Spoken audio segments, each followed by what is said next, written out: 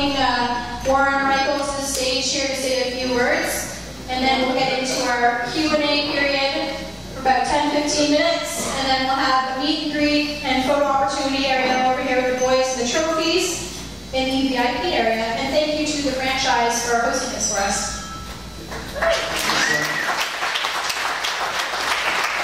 Thanks for coming out, obviously, to the Franchise Bar and Grill. Certainly on behalf of the ownership group of Bob, Peter, and I, just want to thank you guys especially for being a big part of our success and our organization. And when those kids see you guys in the stands full force, they really get a charge out of it, and they really know, we have the best fans in Canada for sure. But, hope everybody, still going. Hope everybody enjoyed the breakfast. We're going to have some fun this morning. There's some questions and answers, but I just want to take this time to obviously congratulate Bob Bugner on his new coaching assignment with the Columbus Blue Jackets. And,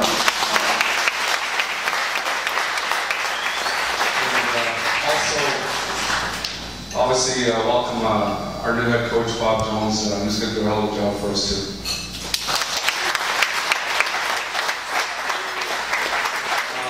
Obviously, I made my rounds around the room, and people were asking about the team and what's going to happen. And obviously, it's been a very short summer.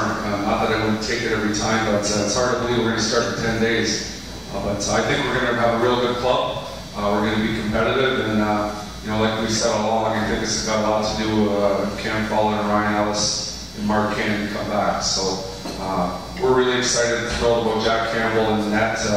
He's probably the best goalie in the world outside the NHL right now, and our fans are going to just love it. I'm excited to watch him play and actually put on the uniform and training again. Secondly, our two import players, they've arrived in town. Alexander Kopachev from Moscow and Tommy Kuhnhackl from Munich, Germany, and two really good players. Obviously, there's going to be an adjustment period, but I'm really, really excited about what these two boys are going to bring. When you lose a Henrique and a Timmins down the middle as in centerman, you have to replace them quick, and I feel we've done that. So it's going to be real exciting. Obviously, we're going to have a nice question and answer period, but I want to bring Boogie up to say a couple words. Thanks, Warren.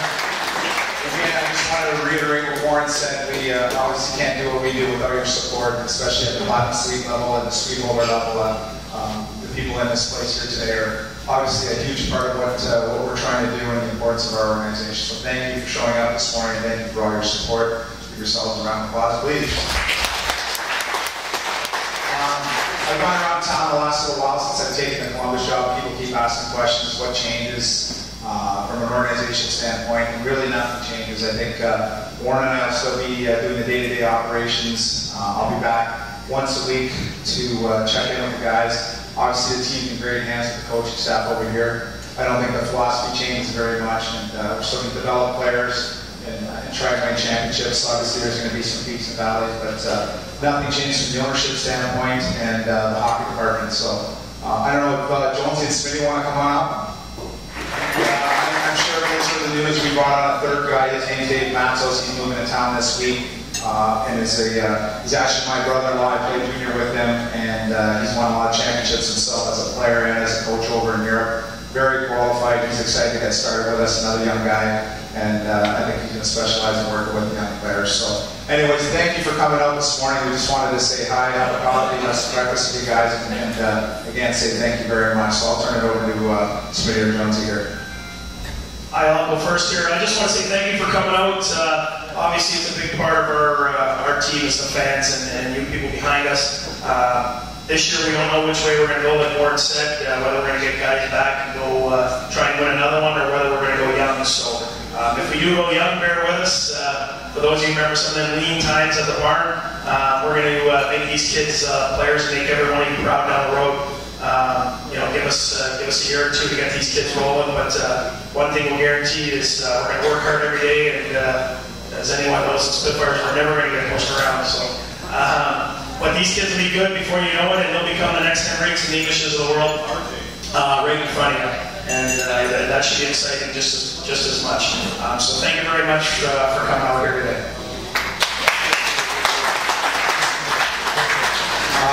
I know there's guess that EJ was saying, you're going with youth. So, like, maybe you can answer some question as to the youth component and who are your overagers, because I'm not sure who you guys, if you know who you're thinking of keeping.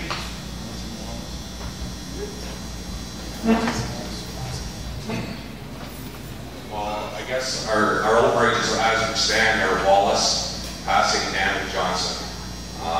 They're all quality guys. They all bring something that we need to the table. Just keep talking.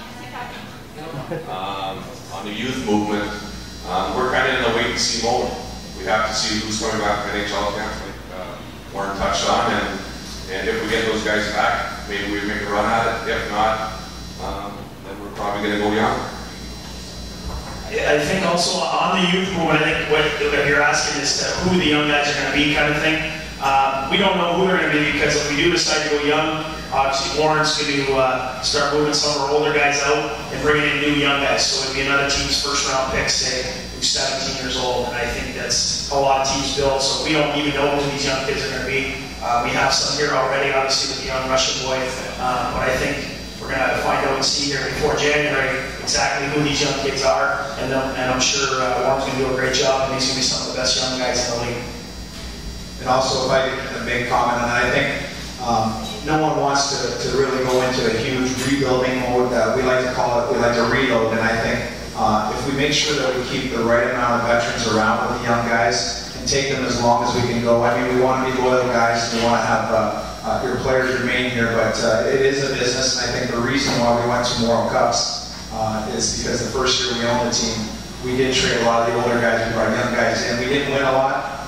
But the kids play 15, 20 minutes a night. If you go around the league, a lot of teams like to just make that playoffs every year, try and please their fans and say they're being competitive. I think we disagree with that. Yeah, of course we want to make the playoffs, but if we want to win championships, there's a way to do it. You have to sell off some veterans, you have to reload, you have to suffer a little bit with your young guys and develop them and let them play and learn by fire, basically. So that's probably a philosophy we could probably get away with a little more because we're owners. A lot of the teams in the league are employed, their staff members, their GMs, and their coaches, and they got 2 or 3 year deals. Warren and I really truly believe now that we've built this fan base up and we have the support of the community that even if we're off by a year, we could reload and be good in 2 years again. We don't have to wait around and try and do the 4-year plan like we've done before. So again, it's a wait and see pattern here, but there's a little bit of patience involved, but we know in the end we have got some great young guys coming in, and they'll be superstars, but it's going to take a couple years.